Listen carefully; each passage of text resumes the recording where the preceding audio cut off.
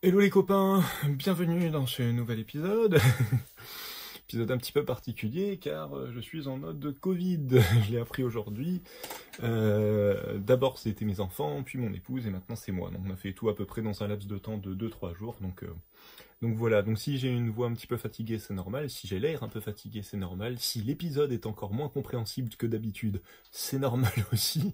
Et on va le faire court. On va faire court parce que je suis pas en très grande forme. Mais je voulais quand même vous le faire. Et aussi, mon épouse et mes enfants sont à la maison, donc si vous entendez des petits cris et autres joyeusetés, c'est normal, ne vous inquiétez pas. Bon, bref, passons tout de suite au vif du sujet. Et vous allez m'entendre beaucoup faire ça aussi, logiquement. Le vif du sujet, ce ne sont pas ces crayons-là que vous connaissez déjà si vous avez déjà vu les épisodes précédents, c'est ce petit papier que vous connaissez aussi si vous avez vu les épisodes précédents, parce que c'est le papier dont je me suis servi pour faire ce petit carnet qui est juste là. J'avais fait un espèce de mini carnet pour aller avec ça, j'étais parti dans un trip un peu de machin confection d'un mini carnet, le plus petit carnet sur lequel j'ai jamais travaillé, donc voilà, je me suis amusé à faire ça, et du coup j'ai pas encore vraiment pris le temps de le remplir et tout ça, mais surtout j'ai trouvé le papier super intéressant, et la plupart de mes tests je vais l'ouvrir en même temps que je vous parle, de blocs aquarelle, d'outils aquarelle, je prenais l'habitude de les faire sur ce carnet-là que j'avais en plus petit format qui est juste ici. Je vais vous montrer, hop, histoire de vous montrer vraiment de quoi je parle. Voilà, en fait, j'étais parti là-dessus. J'ai découpé un petit bout que j'ai collé là pour faire une espèce de mini truc à spirale. Et du coup, la plupart de mes tests aquarelles, je les ai fait là-dessus. Et à chaque fois, je trouvais les résultats hyper performants. Et dès que je passais à un autre papier, c'était tout de suite moins intéressant. Beaucoup moins, surtout pour des crayons aquarellables. Donc du coup, je me suis dit que j'allais investir dans un peu plus grand et que j'allais vraiment tester ce papier. Papier donc qui est donc Aquarelle le Rouge de chez Anne Moulin du Coq. Alors, j'ai pas trouvé vraiment de description et de composition du papier. La plupart des papiers de Moulin du Coq sont faits à partir de fibres de coton, donc je suppose que c'est du coton, 100% coton, je sais pas, parce que je pense que pour le prix, ils ont dû mettre un petit peu de cellulose. Donc en aquarelle, vous avez toujours deux types de papier, vous avez soit des papiers à partir de cellulose, donc à partir de bois, si je dis pas de bêtises, et des papiers 100% coton, donc de la fibre de tissu qui retravaille pour refaire du papier. Et généralement, tout ce qui est papier, pour avoir une belle performance au niveau de votre aquarelle et au niveau de la gestion de l'humidité sur le papier, c'est intéressant d'avoir un papier 100% coton. Les papiers bois, cellulose sont nettement moins qualitatifs pour tout ça. Et en effet, ça se remarque clairement. Moi, j'y croyais pas trop au début. Et là, voilà, de me rendre compte de la différence qu'on peut avoir sur certains papiers.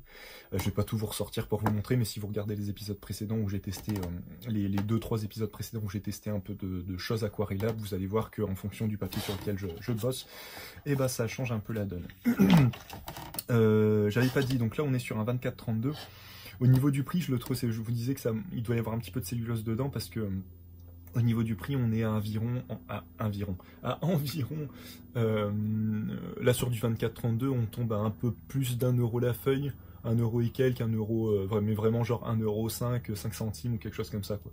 Donc ça reste intéressant pour un papier, s'il est 100% coton, ça reste vraiment intéressant. Les choses que j'ai pas encore réussi à vérifier. Si vous avez l'information, n'hésitez pas à la mettre dans les commentaires, ce serait fort sympathique. Et donc voilà, et donc on va tester ça et voir un petit peu ce que ça donne. Alors, comme je suis en mode Covid et tout ça, on va la jouer hyper soft, on va juste faire un petit dessin tranquillou bilou, hein, comme on dit, vraiment peinard, histoire de juste tester le papier. Et si ça me convient, je pense que pour du papier aquarelle, j'investirai dessus. Le seul problème, ce qui m'embête, c'est ce dont j'avais déjà parlé dans différents épisodes, c'est qu'on est sur des formats entre guillemets aquarelle, donc c'est 17, alors attendez, 12-17, 24-32, 32-48, enfin c'est des formats un peu comme ça, des formats qui s'encadrent pas facilement. Moi, ce qui m'embête un peu, parce que moi, généralement, quand je fais des commandes, c'est pour qu'elles soient encadrées. Donc du coup, je préfère quand même avoir un papier qui se prête tout de suite à des standards de cadre. Ce qui n'est pas le cas pour le papier aquarelle. Mais je me suis dit, bon, c'est pas grave, au pire, on peut rajouter un passe-partout, ce genre de choses, mais bon, ça demande un peu plus d'investissement de la part du potentiel client.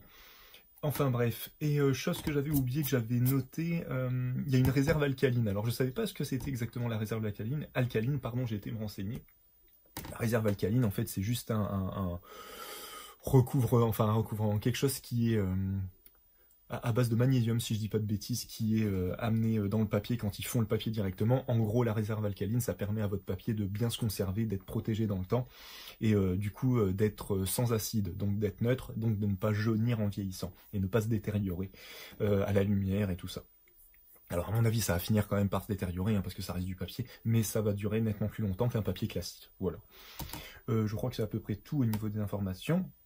On va passer tout de suite au dessin. Alors pour le dessin, du coup, j'ai repris... Pourquoi j'ai ces petits crayons? J'ai repris en fait les crayons aquarellables que j'avais testés dernièrement. Donc on a les Muséum Aquarelle de chez Caran d'Ache, qui sont voilà, hyper pigmentés, qui résistent très bien dans le temps, de ce qu'une personne m'a mis en commentaire. J'ai pas toutes les infos en tête, désolé, je suis pas en super forme.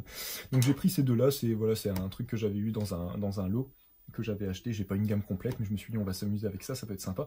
Et j'ai repris du coup les Derwent donc Intense, qui, alors il faut que je me renseigne un peu plus, mais là comme c'était juste un échantillon là pour le coup que Derwent m'a envoyé, j'ai pas été beaucoup plus loin, mais qui ont l'air hyper pigmentés, qui ont l'air, je dis bien, de se rapprocher un petit peu des Muséum Aquarelle, qui doivent être un peu moins niveau qualité, mais qui sont quand même super intéressants au niveau du rendu, vous allez voir. Et toute la gamme de chez Derwent qui m'intéresse beaucoup, la Graphite Int, que moi j'avais testé en gros bâtonnet, que je n'ai plus sur place, que je peux plus vous montrer, si je peux vous la montrer là vite fait. Pour ceux qui n'auraient pas vu l'épisode précédent, hop, en faisant tout tomber, comme ça c'est très bien. Hop, dans cette gamme là, où là on a de la... Hop, pour vous montrer jusqu'au bout. On a de la mine graphite aquarellable en espèce de gros bâtonnet, c'était super sympa à utiliser. J'avais demandé, je leur avais envoyé un message en leur demandant s'ils faisaient la même chose en crayon plus fin pour faire du détail. Il s'avère que oui, il s'avère qu'ils m'ont envoyé voilà, ce petit échantillon pour que je puisse tester tout ça.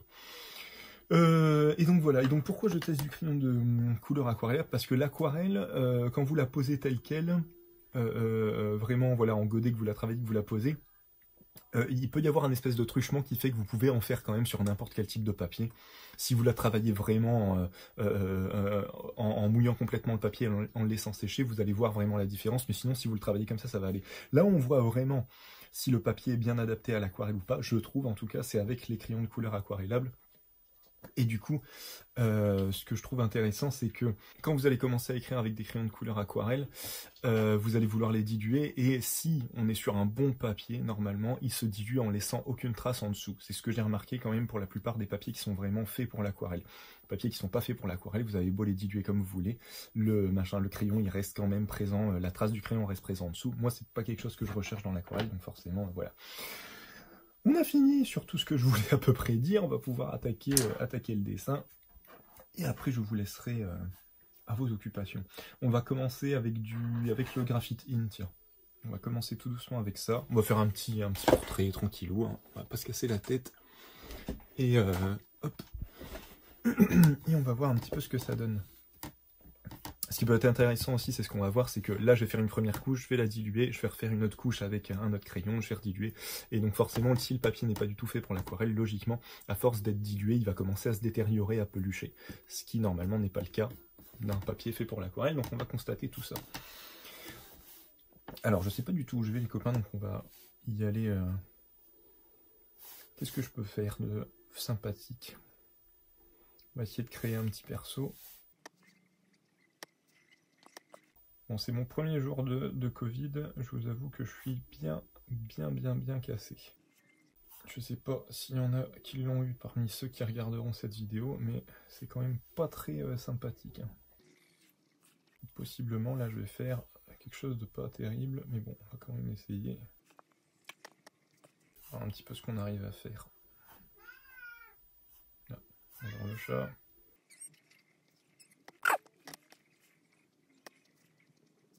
Bon, j'allais dire j'ai pas l'habitude. Je travaillais un petit peu comme ça avant, j'avais rempli tout un carnet en faisant des petits personnages comme ça.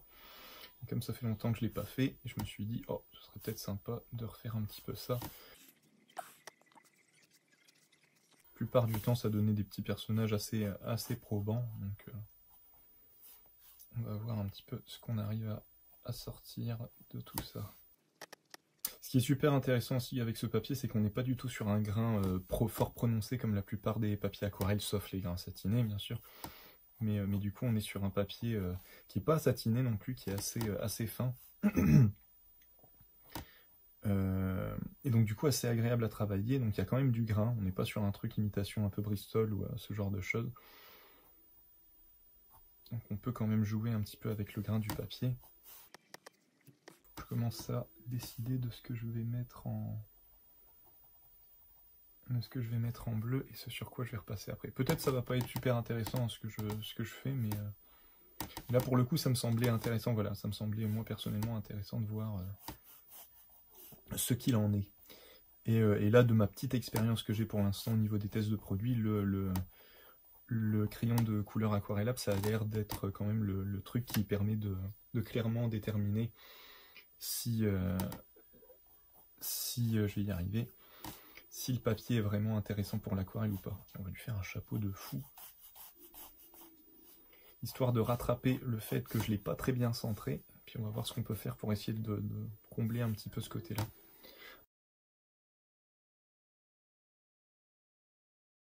J'aimais bien le truc du chapelier fou, d'avoir des petites étiquettes au-dessus qui dépassent comme ça.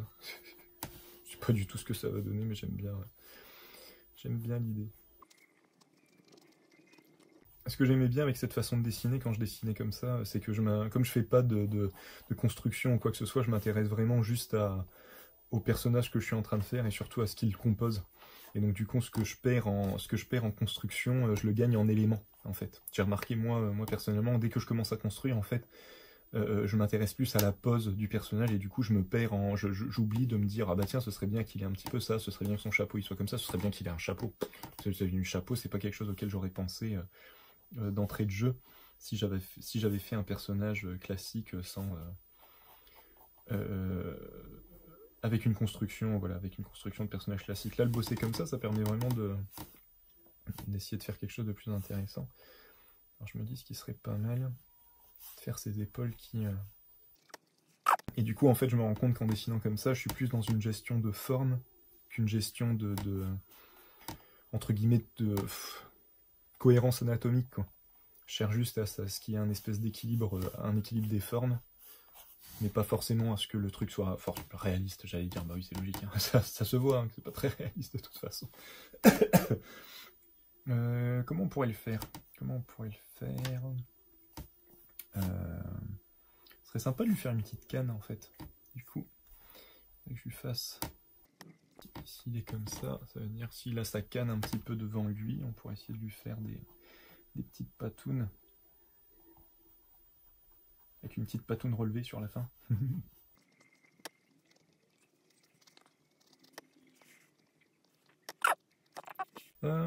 Ça va pas ça. En fait, il faudrait plus qu'il ait son... Voilà, ce sera plus intéressant comme ça que d'avoir sa main qui se relève. Une main qui tombe. C'est ce que je vous disais quand je disais que je suis plus dans la gestion de forme. J'essaye de faire un petit peu... Là, ouais, pour le visage, autant ça va, mais là, je suis obligé de faire un petit peu de construction quand même, de trouver le juste milieu.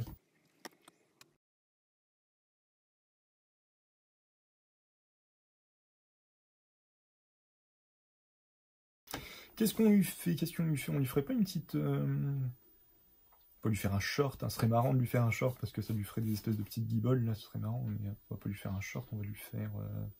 Déjà on va finir le haut.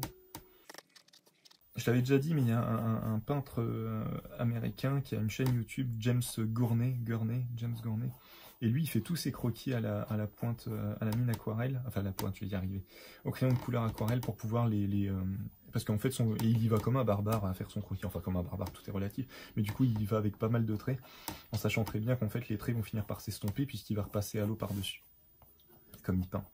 Et je me suis dit, c'est pas con du tout, c'est pas bête du tout comme raisonnement. Ouais, j'aimerais bien casser le côté un peu strict avec une robe, je me dis, ce serait marrant. Excusez-moi. Mais même en vidéo, il faut trouver une plateforme. Une canne, un Moriarty. Ah ouais, il faut que je fasse sa canne, sinon, c'est vrai ça. À côté Moriarty, ah merci. Tout le côté Miyazaki et tout ça. En même temps, moi, je suis à fond dedans, hein. Je suis en train de me taper par plein d'articles et pas mal de vidéos sur l'univers de Miyazaki, comme je suis en train de faire le bouquin sur Ghibli. Du coup, je suis à fond dedans, à fond dedans.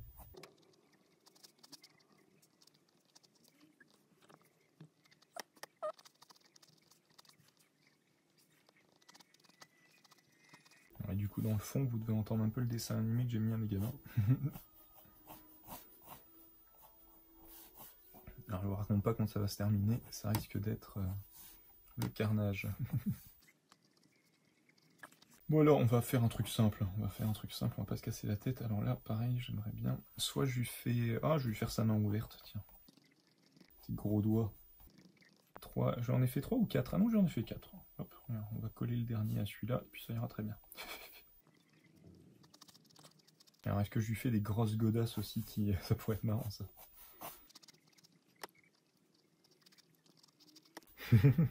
Un genre de petit magicien. Par contre, là, du coup, on a l'impression que c'est son costume qui finit un peu le truc, c'est un peu dommage. Comment je peux faire pour... Comment je peux faire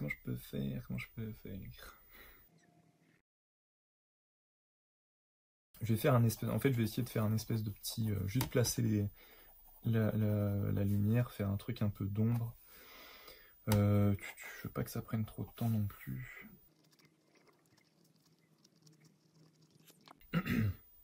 Toi aussi, du coup, tu ne veux pas garder le crayonné. Bah, ça dépend, ça dépend. J'aime bien, si, j'aime bien quand même l'avoir en dessous. Hein. J'aime bien quand même l'avoir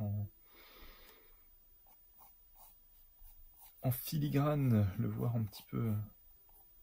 J'aime pas qu'il soit trop marqué, mais ouais, si je peux l'avoir un petit peu en dessous, c'est quand même sympa. C'est quand même sympa.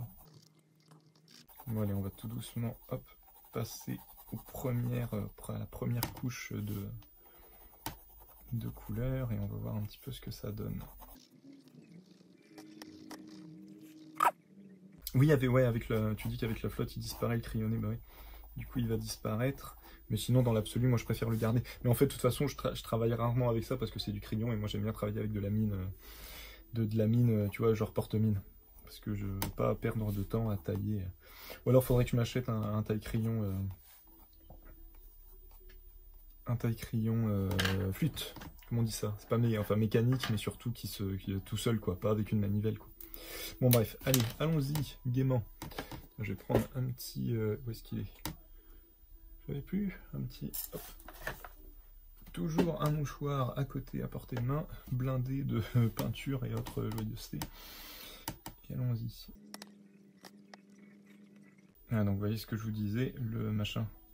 Le crayonné, il se barre complètement, quoi. Ça, c'est quand même... Alors, c'est pas cool quand on veut garder son crayonné, mais quand on a envie que le crayonné laisse complètement place à la peinture, c'est quand même super agréable.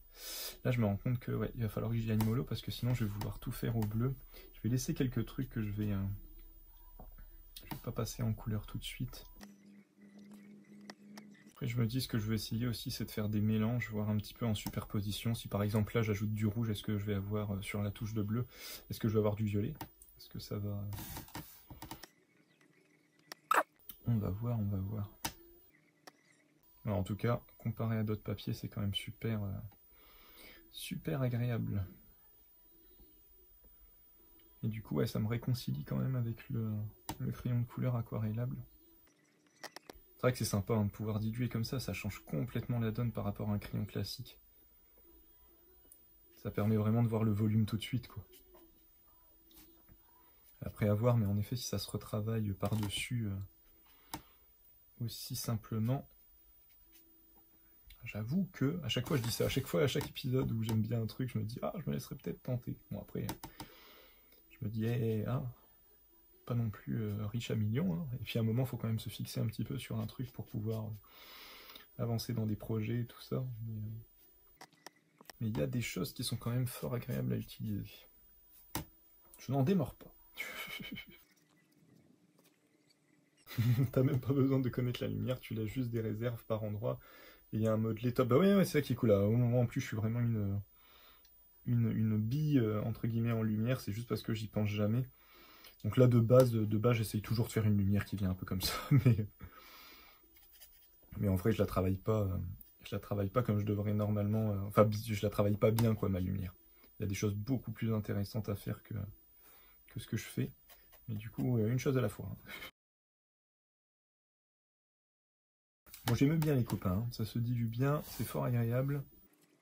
Bon, là, j'essaye d'aller vite, donc forcément, il y a certaines parties où je laisse le crayonner. Mais c'est toujours pareil, c'est pas... Voilà, c'est... J'allais dire, c'est pas parce qu'on c'est possible qu'on doit le faire, mais par contre, c'est toujours intéressant de savoir que c'est possible. Hein, voilà, retenez bien cette phrase.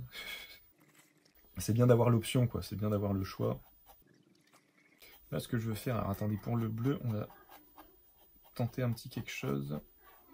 Pour le bleu de l'espèce de pseudo-herbe que j'ai fait sur la fin, c'est que, logiquement, si je fais, on va faire ça, des petites réserves de bleu comme ça, des petites couches de bleu comme ça, juste ici, et que après je mets, mélangeons, soyons fous, un peu de jaune ocre un peu.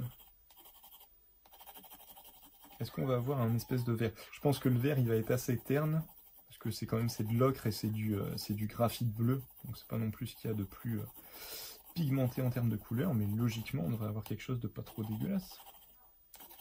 Essayons. Soyons fous. Mais bah ouais, hein. Léger, hein.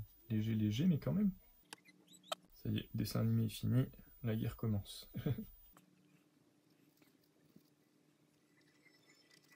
Ce qui est intéressant aussi du coup, c'est qu'au crayon aquarellum, ça permet de faire vraiment des teintes légères, encore plus légères que ce qu'on pourrait faire normalement en temps normal à l'aquarelle. Et donc forcément, c'est beaucoup plus maîtrisable en fait. L'intérêt du crayon aquarellum, c'est qu'on a un rendu quand même qui peut tout de suite beaucoup plus se maîtriser. Puisqu'on va, on va pouvoir superposer des couches, on n'a rien de... Le piège, c'est ça. Le piège en dessin, en fait, c'est toujours... Moi, ce que je retiens, c'est que j'essaye de travailler avec des outils qui permettent de retravailler justement, parce que le piège, c'est de se retrouver avec un côté définitif tout de suite. Ça, tout de suite, c'est tout de suite un peu chiant. Il y a beaucoup de tout de suite. Tiens, pour son espèce de bâton, je vais lui coller un peu de... Le truc, ouais, c'est qu'après, avec quoi, à la fin, je vais... Je parle pas du tout français. Avec quoi, à la fin, je vais... Oh là là, il est bien rouge. Hein. Il est bien rouge. Avec un cheveu sur la langue. On va faire quelques éléments avec ce rouge. Peut-être une partie de ses poils, ça pourrait... Ah ouais, non, les oreilles, c'était ça, je voulais refaire l'intérieur des oreilles. Alors, est-ce que j'avais dit, c'était quoi on va reprendre ce rouge-là, plutôt. Là, attention les copains, ça va commencer à devenir n'importe quoi, je vais commencer à utiliser tout... Alors, il faudra quand même que je ziote au niveau de la composition, parce que les Inktense de chez Derwent, on sent que c'est gras. On sent que c'est gras comparé au muséum, par exemple, où c'est quand même assez sec quand on applique. Là, on sent que c'est un peu gras. Du coup, je m'interroge sur la composition du truc, comparer les Derwent aux Inktense.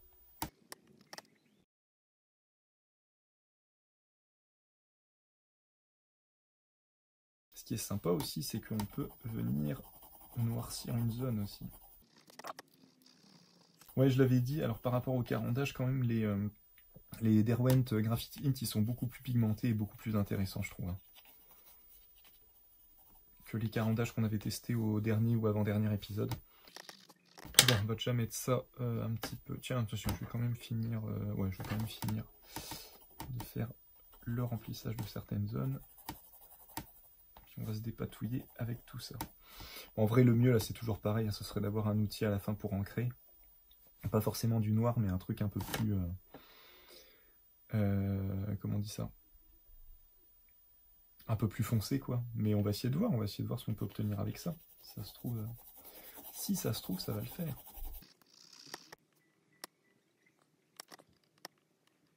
Ouais, les Intense, le rouge, il est bien pigmenté. C'est super agréable. Là, on commence à perdre un peu tout le entre guillemets, le croquis détaillé que j'avais fait en base, mais je vais essayer de le rattraper sur la fin. Là, on en est à la deuxième couche et le papier, il est quand même hyper résistant. Super résistant d'ailleurs. Déjà en temps normal, je fais des blagues de merde, mais alors là, les copains.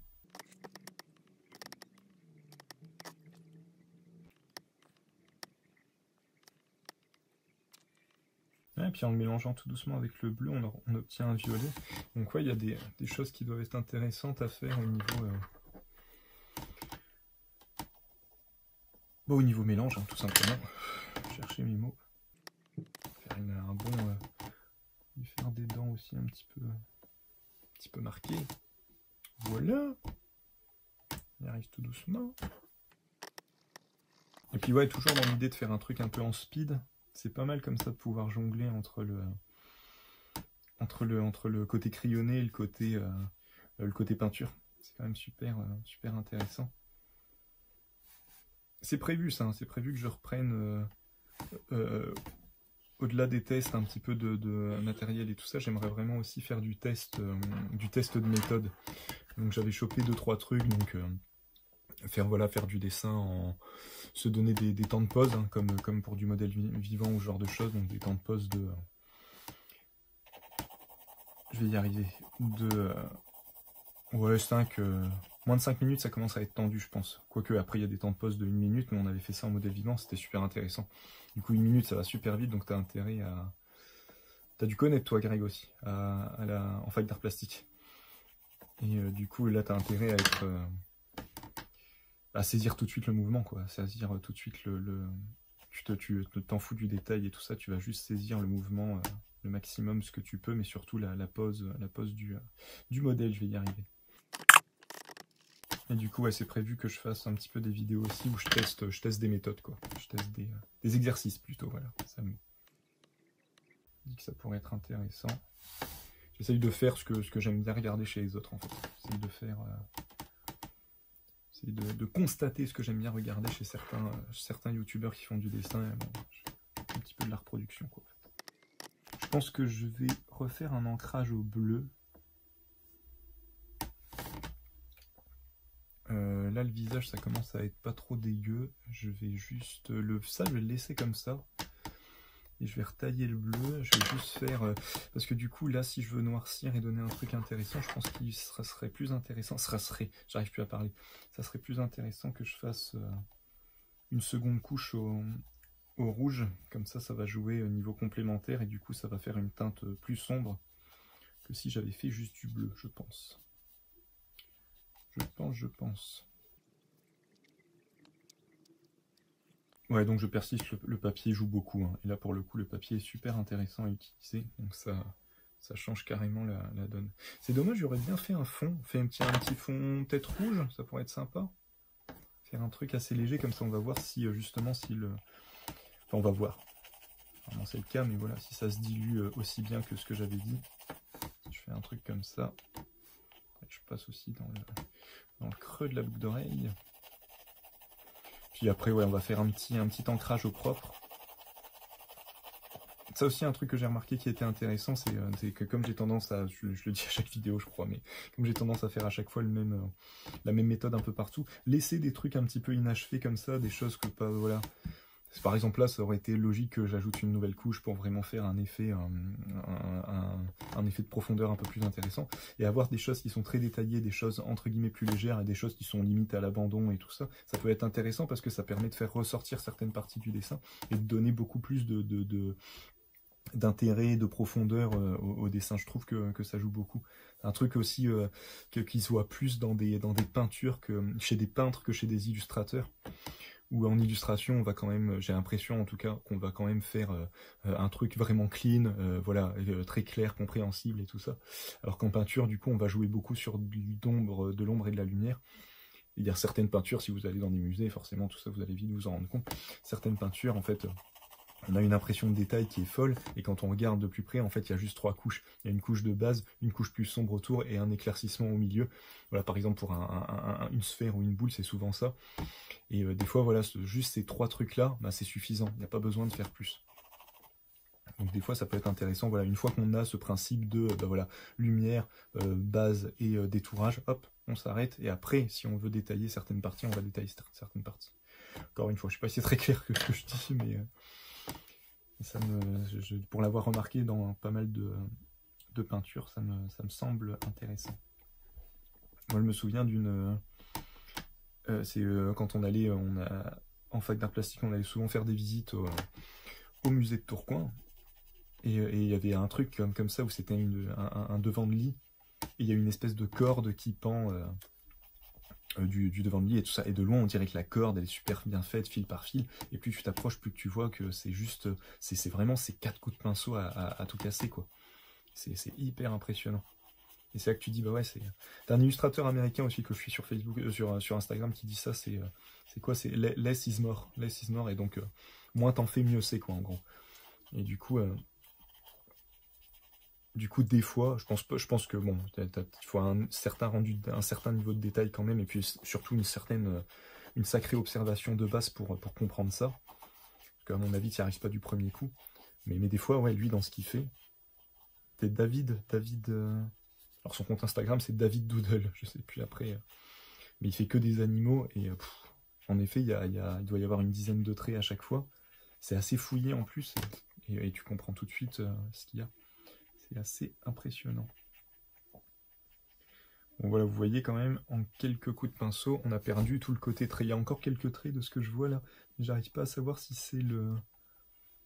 C'est le papier ça qui... Non, c'est une bulle. Hein. Ouais, ce sont des bulles. Peut-être du pigment.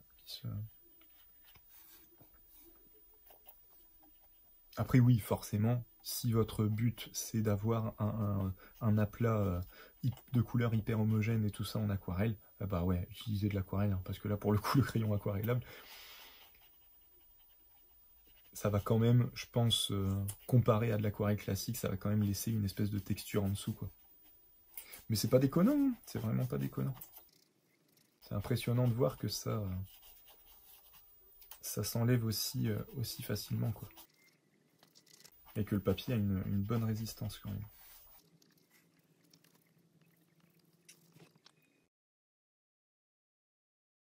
Ah oui, j'avais dit que je faisais une seconde couche. On va prendre quoi? On va prendre quoi? On va rester sur celui-là. Je vais juste faire une seconde couche ici pour avoir un truc un peu plus sombre. Et puis voilà. Et le tour est joué. Qu'est-ce qui manque? On me fait aller. Ouh là là, il est fort rouge quand même. Hein. Il est fort rouge.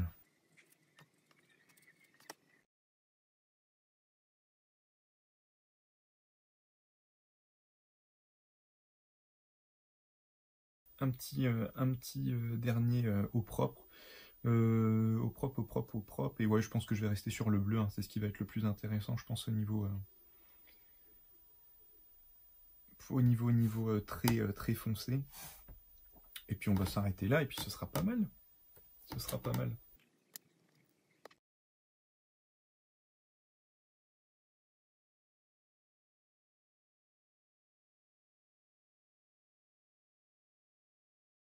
Bon, je vais juste faire quelques traits, parce qu'en fait, la mine du bleu, elle s'épaissit rapidement. Je sais pas si c'est le fait que le papier il a été mouillé. Du coup, je vais juste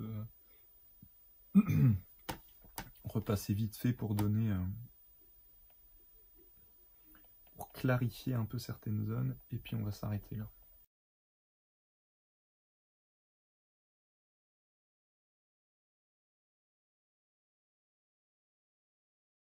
Bon, je sais pas trop ce que j'ai fait, hein. C'est un genre de sorcier mi-chat, mi-renard et remi-ours derrière, je sais pas trop.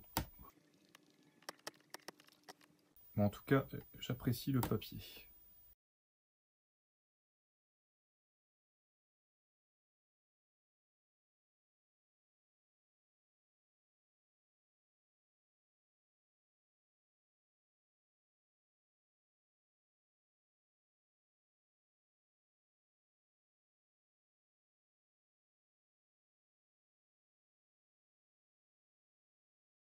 Voilà les copains, c'est fini pour ce petit épisode. J'espère que ça vous a plu. Je suis parti sur une autre méthode aussi. Je me dis comme ça vous a permis de voir un petit peu autre chose.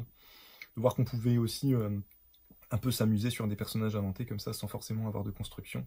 Forcément, moins on se positionne sur une anatomie parfaite et tout ça, plus on peut faire un petit peu ce qu'on veut et de manière un peu plus rapide.